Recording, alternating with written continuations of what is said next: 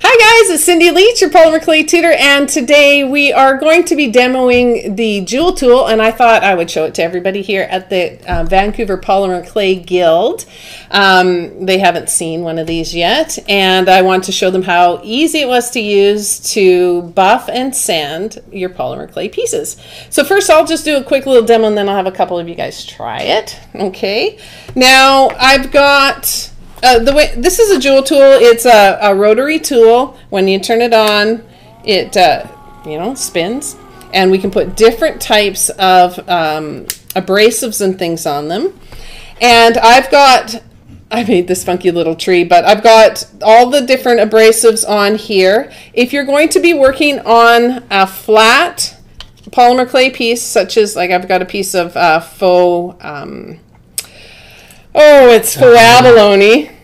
And if I was going to sand and buff this, what I would need, and I've taken some time to to try all the different abrasives to make sure we've got the right ones for polymer clay. But what I'm going to start off with is the 5 micron orange Trizact buffing or sanding disc, and you just easily tighten it on to the machine. Now normally we'd be not all crowded around and sitting here. We'd have it sitting down at a lower spot so that I could see from the top of it quite nicely, but I'll just show you how this works.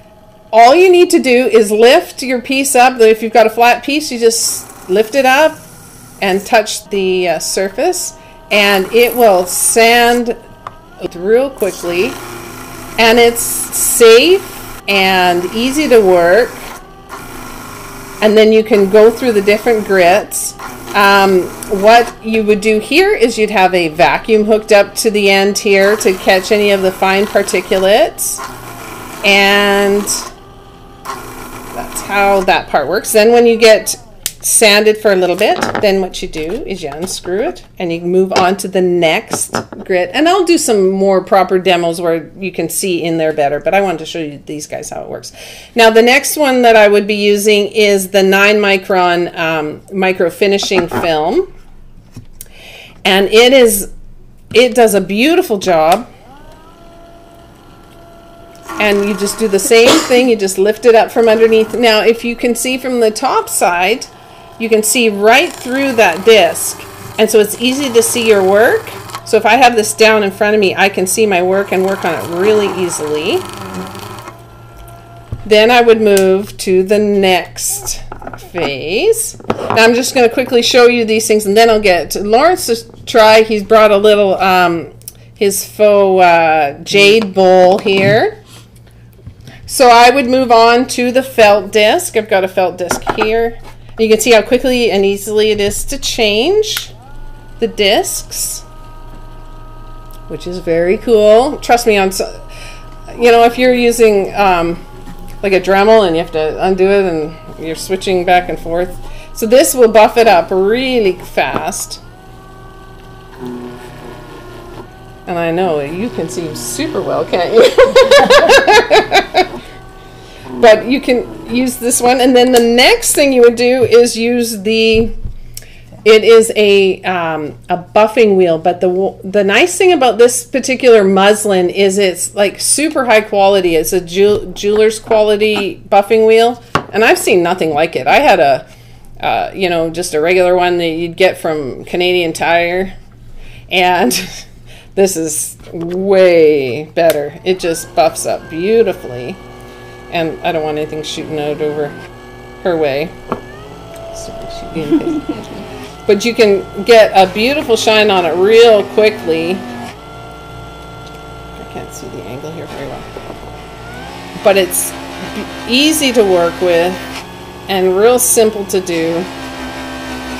But what's really cool is that you can also do rounded and shaped pieces, and all kinds of different things. So I can use this blue abrasive disc. What micron is this? I believe this is like 15 micron, something like that. And this makes doing round beads and dishes and bowls and all kinds of things way easier. So this is the first grit, the blue grit, and all you'd have to do is just rub your piece on there.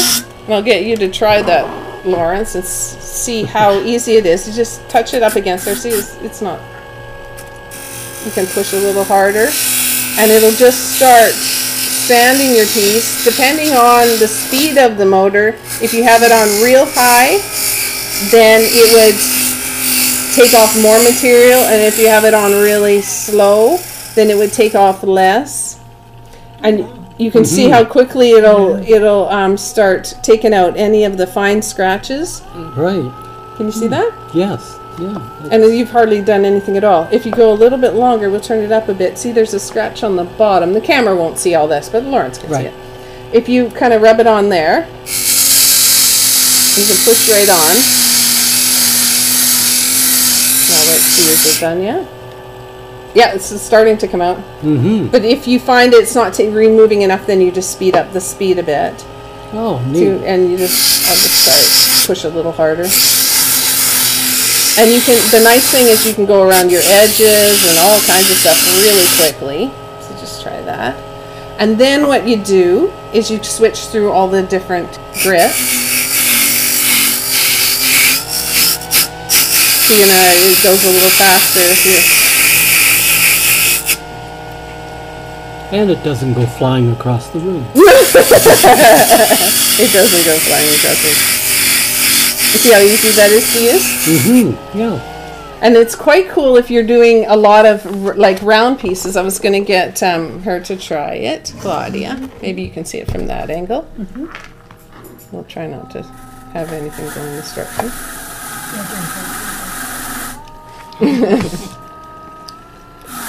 And you see how easy it is to hold on to it. It's not trying to grab it and throw it anywhere. And you can start getting a shine on it fairly quickly. Well, at this stage, you're just getting, you're removing fingerprints, scratches, that kind of thing. And then you can switch over to the other grits. Like, we don't have a ton of time here. It's easy to switch to another grit. You would next go to the, this is 5 micron, I believe, and it's the peach colored one. Am I going the right way? I don't know. Backwards. Then you would go to the next grit, and you would find that very quickly you're going to start getting a buff on here too. Then you can switch over to the next grit. This is the 2 micron, I believe.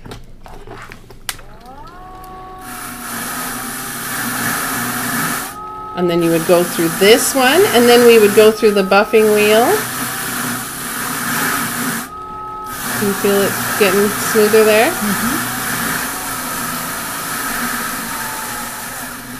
I'll just turn that off and try the buffing wheel. And the nice thing about this is it really is nice on your hands. It doesn't hurt to hold it. I don't know, a lot of you have probably spent a fair amount of time, you don't have to push too hard with the buffing.